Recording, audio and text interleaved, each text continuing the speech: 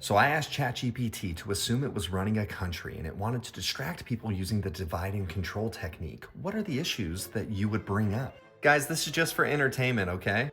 It says political polarization. It would amplify ideological rifts between conservatives and liberals on hot button issues. This way, people will blame the opposing political parties or ideologies for societal problems.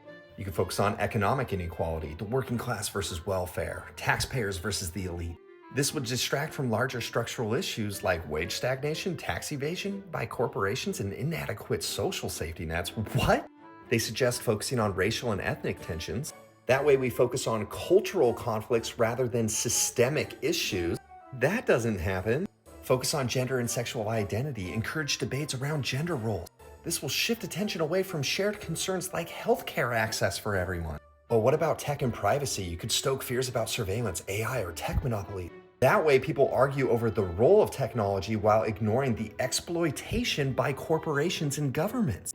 You could use public health and use a health crisis to create conflict between those who trust science and those who distrust government. Again, this would divert the public away from major issues in the healthcare system. Notice this isn't people who trust science and distrust science, it's people who trust science and those who distrust government. Look how they would frame environmental issues as a conflict between climate activists and economic pragmatists. People would argue over individual lifestyle changes while ignoring the corporate environmental impact or the fact that we're destroying the planet that we live on. Education and cultural values, the debates between school curriculums and parental rights.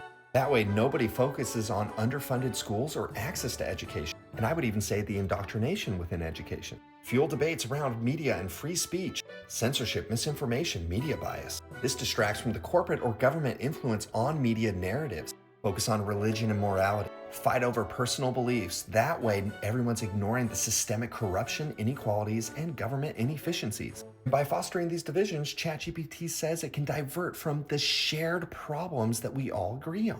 Corruption and lack of government transparency, corporate influence in politics and wealth concentration, crumbling infrastructure or public services, climate inaction, and ecological degradation.